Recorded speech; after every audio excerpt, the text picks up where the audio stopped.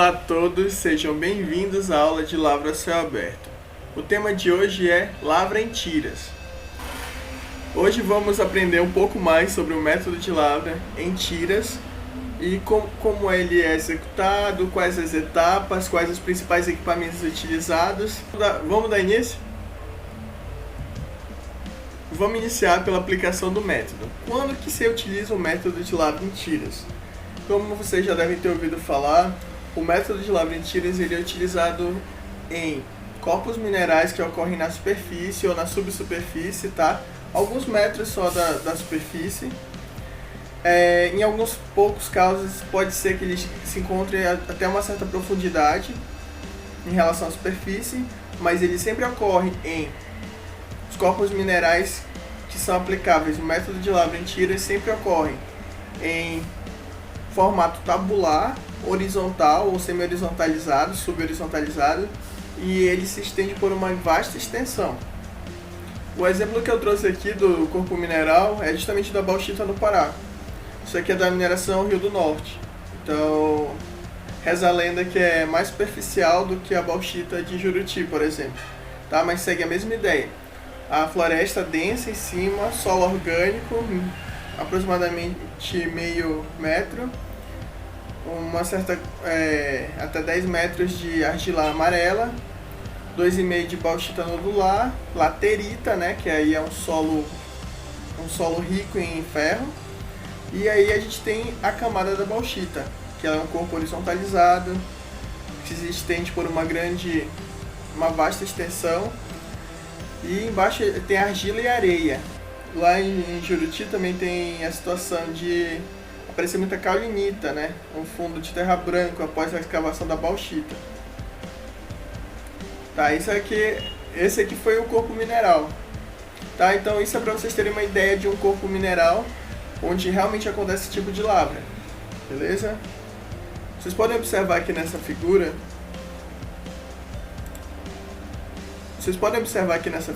Que a gente tem a ocorrência de carvão mineral. Tá? Aqui, como eu havia falado, horizontalizado. No caso do carvão, é bem comum a ocorrência de múltiplas camadas de minério. Então, o que eu havia mostrado para a bauxita, por exemplo, no carvão, ele pode ocorrer em camadas múltiplas. Mas esse tipo de minério que é apresentado nessa imagem, ele tende a ocorrer com uma profundidade um pouco maior. Tende a ocorrer de 50 a 100 metros de profundidade. Poxa, 50 metros de profundidade, e pode ser utilizado o método de lavra em tiras, um corpo mineral dessa profundidade? Pode, e ele é super indicado, principalmente se o material na superfície, se a cobertura de estéreo, ela for de material pouco competente, for um solo aí, uma argila, uma areia, algo bem pouco coesão, que é muito mais fácil estar escavando esse material do que estar sustentando e até pensando aí numa mina subterrânea. Não, é feito o método de lavra em tiras, tá? Aqui a gente tem um pouco da nomenclatura. Aqui, como eu falei aqui, o corpo ele está não tão horizontalizado nessa imagem, tá? Mas é para ter uma ideia que quanto mais fundo o corpo mineral ele vai, maior a REM, maior a quantidade de estéreo aqui em amarelo, que eu vou ter que remover para alcançar aqui o minério, a bauxita, que está pintado em vermelho. Aqui o lado mais profundo da cava e o lado mais raso. Esse aqui é como se fosse a primeira tira, a primeira escavação, o famoso box cut. Aqui a gente pode observar um método de lavra em tiras que ele é um pouco diferente, ele foge um pouco daquele molde tradicional de sequência de tiras. Ele ocorre em tiras, mas não numa sequência delas, em caminhos. Quando isso acontece? Quando o corpo mineral ele não é, por exemplo, tabular, ele não é um retângulo, por exemplo, tá? E esse trabalho aqui mas a gente pode observar que mesmo sendo tiras em direções diferentes, a gente tem duas tiras, tá? E elas vão se estendendo. Esse trabalho aqui, essa mina aqui embaixo, ela foi feita com dragline, similar a esse vídeo que a gente vai assistir agora. Nesse vídeo a gente tem uma simplificação, tá, da lavra. A gente tem aqui, ó, de preto que caiu agora foi o corpo tabular, o minério de carvão horizontalizado e aí a camada de solo de estéreo superficial que precisa ser removida. Olha aí, as tiras que vocês estão vendo uma ao lado da outra, tá? A primeira tira, box cut, que eu acabei de falar pra vocês. A primeira é removida na lateral, uma quantidade de estéreo, para dar início à primeira tira, o box cut. A dragline geralmente é utilizada nessa operação quando a gente está falando de um carvão de 50 a 100 metros de profundidade, tá? E aí começa a remoção do estéreo que cobre o minério, tá? E aí a dragline está seguindo essa sequência de operações. Dragline ela geralmente é utilizada para escavar e lançar o material. E vai formando a tira. Conforme vai liberando o minério embaixo, vai sendo extraído o minério, tá? Essa aqui é uma simplificação, mas dá para ter uma boa ideia. Aí chegou ao final da tira, ó, aqui a gente vê mais detalhado os caminhões e a escavadeira trabalhando para a remoção do minério, tá? Então aqui a gente tem o carregamento e o transporte do minério, enquanto a remoção do estéreo continua com a dragline. Se por exemplo esse material que está em cima não for tão fácil assim, não for tão escavável assim, se ele tiver uma competência muito boa, pode ser necessária a utilização de explosivos, tá? Não tem nada que impeça a utilização de explosivos na lavra em tiras. Isso não é comum na Amazônia, principalmente na lavra de bauxita no oeste do Pará, mas na lavra de carvão, tá? Na geologia do carvão, se tem uma rocha encaixante, um estéreo superior ao minério, onde a competência é muito grande, então isso é normal a utilização de explosivos também, para estar dando acesso, para estar tornando possível a remoção do estéreo.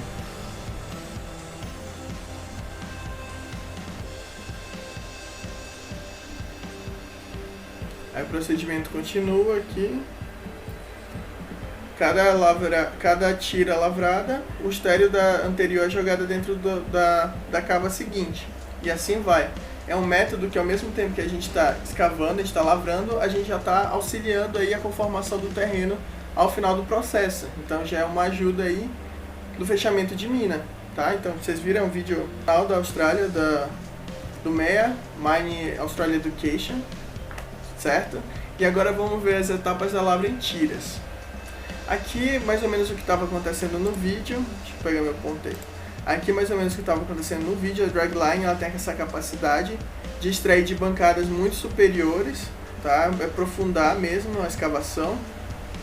Aqui nessa imagem a gente tem quatro etapas muito características da lavra em tira. Supressão vegetal, então sempre que, na verdade de qualquer método de lavra, que se vai fazer num local onde tem uma vegetação protuberante, assim como uma mata atlântica da vida, ou pampas, a floresta amazônica, dependendo da parte do cerrado também, é preciso fazer uma supressão vegetal. Diferente do que acontece, por exemplo, no deserto do Atacama, tá? No deserto no Chile, no deserto da Austrália, que essa etapa não existe.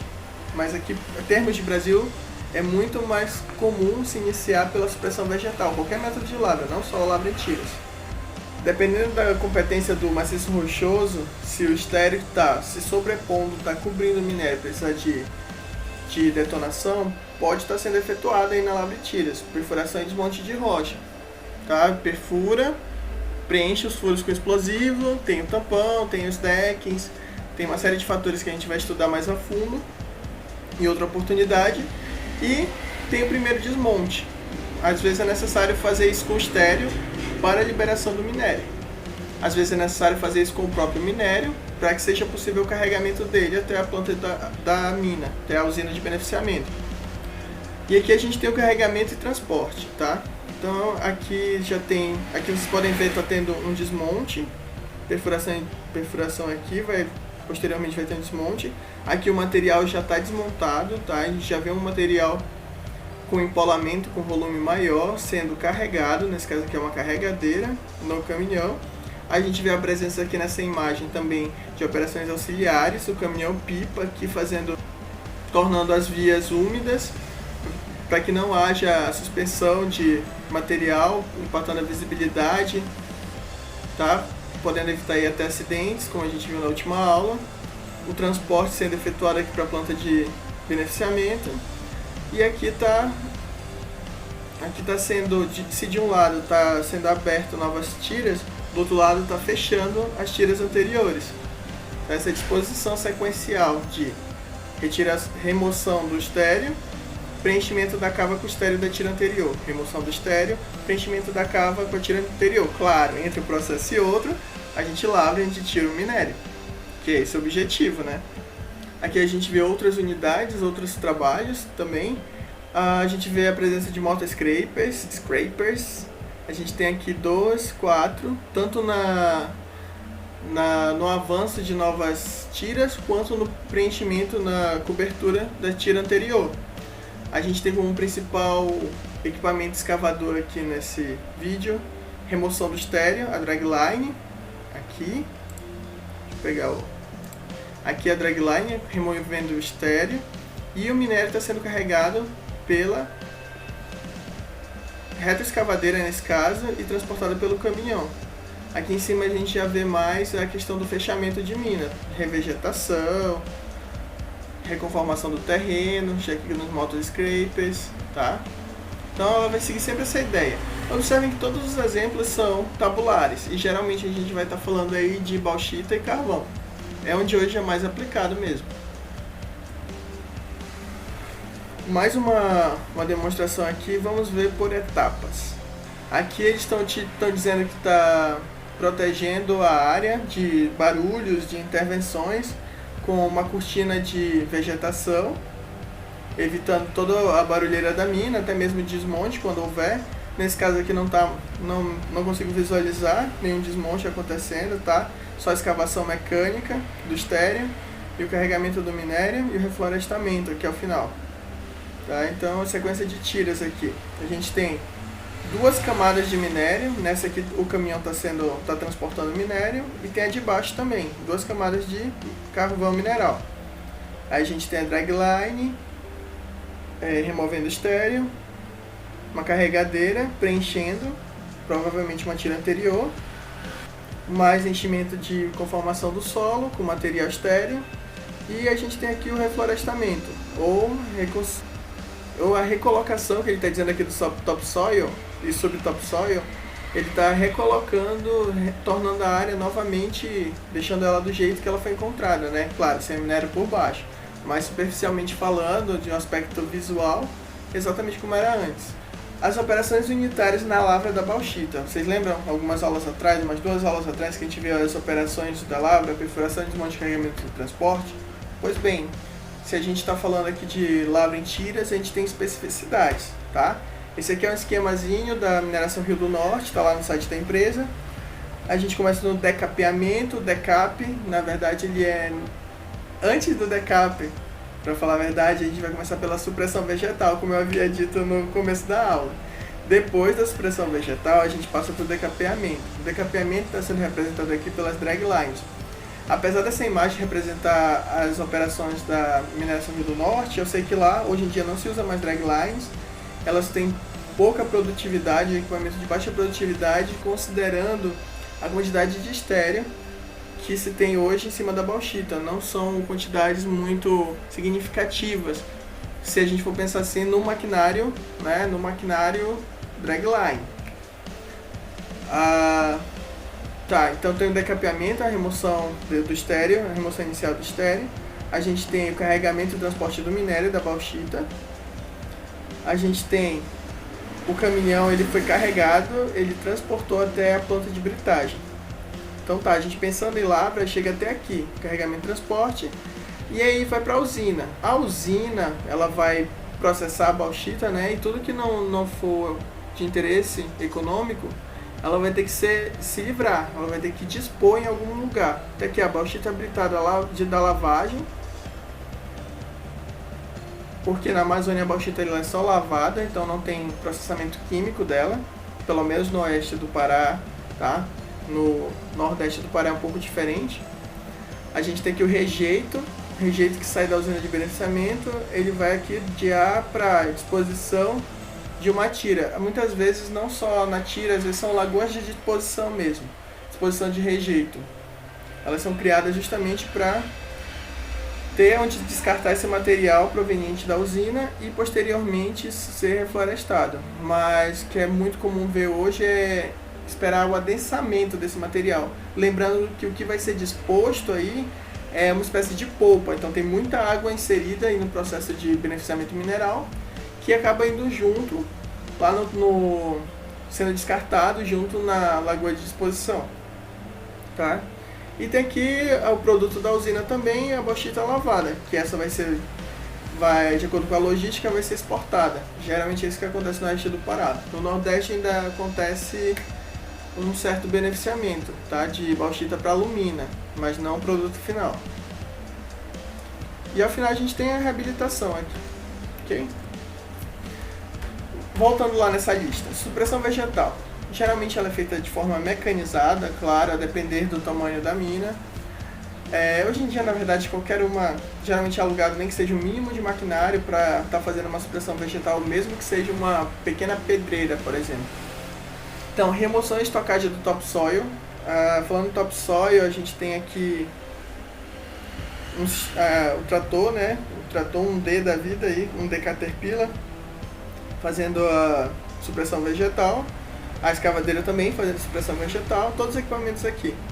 Eu falei aqui em estocagem do topsoil. Então, topsoil é aquela parte que fica viva, tem seres vivos, né, micro-organismos vivos, na parte superior, da parte verde, né, que é cheia de nutrientes, é cheia de micro-organismos que fazem bem para o desenvolvimento das plantas. Então, ele vai ser estocado para quando o terreno for reconformado, colocar de volta o topsoil para facilitar aí o crescimento de novas espécies ou das mesmas espécies, só que de novas plantas, né? De novos indivíduos do mesmo tipo, tá? Aqui a gente tem a destocagem, é a remoção de tocos. Na Amazônia isso é muito comum, existem muitas árvores muito grandes, olha, essa aqui é do tamanho desse colaborador. A gente tem a diâmetro da tora da altura dele, então é muito comum estar sendo uma operação à parte, bem específica de dentro da supressão vegetal. Isso na Amazônia é muito característico, questão de castanheiras gigantescas, entre outros exemplos. Então, saiu da parte vegetal e aí começa o decapeamento, tradicionalmente definido como a remoção de cobertura de estéreo de grandes volumes e depósitos estratificados, ou seja, o depósito horizontalizado ali, ele vai ter uma cobertura de estéreo se sobrepondo a ele. Então essa remoção dessa cobertura de estéreo é justamente o decapeamento. Eu trouxe aqui alguns equipamentos que é possível estar aí fazendo decapeamento, com reapers, com dentes, né, aqui atrás, e com lâmina. A gente tem o motor scrapers ou scrapers aqui como exemplo, as bucket wheel excavator, que é esse maquinário gigantesco, o maior maquinário do mundo. E a gente tem escavadeiras do tipo roll, aqui de modelo, tá? Todas essas é muito comum a tá auxiliando ou tá fazendo unicamente com esses equipamentos o decapeamento. Que a gente tem mina de bauxita e mina de carvão mineral. A gente tem extração, carregamento e transporte do minério. Aqui nesse caso aqui ele está sendo feito com retroescavadeiras e caminhões. Também podem ser feitos com mineradores contínuos de superfície e caminhões, tá? E até que eles chegam no transportando para onde? Vai para onde? Vai para o beneficiamento mineral. Chegou na usina, o caminhão bascula, esses aqui são caminhões basculantes. Aqui são chamados fora de estrada, né? Mas eles também são basculantes, porque eles fazem aquele movimento de báscula, de levantar a caçamba para descarregar o material. Aí está aqui na boca do britador, e daqui ele segue a entrada da usina, a entrega, tá? É onde termina a lavra. Aí já entra no beneficiamento mineral, que é outro tema de mineração. Aqui a escavadeira carrega. Isso aqui é um passe da escavadeira, tá? Em outra aula a gente vai ver isso mais especificamente. Tá carregando aqui o caminhão. E tem a reabilitação no final. Aqui fala um pouco da nucleação. Vocês lembram que eu falei do topsoil? Então, tem uma técnica que consiste em pegar o topsoil e não só estocá-lo de forma direta, que ao fazer isso, muitos nutrientes são perdidos e até eles serem colocados de volta onde eles deveriam estar, muitos micro-organismos morrem nesse processo. Então, a nucleação nada mais é do que a soma desse topsoil contido, meio que enrolado dentro de galhagem. Então os galhos eles vão meio que proteger esse topsoil, continuar nutrindo, continuar mantendo um ambiente um pouco mais parecido com o que era antes da supressão vegetal. Tá? Então vão formando aqueles globos, aquelas bolas de galho e topsoil, para ao final serem colocados na superfície de novo, da onde já foi minerado. Então as lavras, as tiras que já foram fechadas, elas vão sendo recompostas com espécies nativas para auxiliar nesse crescimento. Tem a nucleação é posta de volta para a reabilitação ambiental, tá? A recuperação das áreas degradadas por uma mineração de lavra em tiras. Aqui nessa imagem a gente tem mais especificamente o que eu acabei de falar. Cada círculozinho desse é uma disposição de galhada, mais galharia, ele está chamando aqui, mais topsoil, tá? Enquanto formando várias rugosidades, quanto mais rugoso, mais interessante para os micro-organismos que vivem ali. E desse lado é após o reflorestamento. A área que tinha sido desmatada já está sendo replantada. Então a nucleação, essa galhada com topsoil, ela volta para a superfície da onde era a tira, da onde foi lavrado. Beleza? Isso é muito interessante, principalmente no bioma Amazônia, porque diferente do Nordeste ou daquela região de terra vulcânica lá de São Paulo, enfim, entre várias regiões do Brasil, a Amazônia, por incrível que pareça, ela tem um solo pobre. Ela vive basicamente do reciclagem da sua própria matéria orgânica. As folhas caem, morrem e tal, e vão gerando mais nutrientes para ela mesma. Então é uma retroalimentação. Por isso que a partir do momento que a queimada, que não existe mais a floresta, que não é posto num lugar, não é feito um reflorestamento ao final, começa a ficar preocupante a situação da Amazônia, tá? É nesse sentido, da pobreza do solo e essa dependência, reciclagem da matéria orgânica. E essas foram as referências utilizadas hoje. Eu espero que vocês tenham gostado da aula e obrigado pela atenção.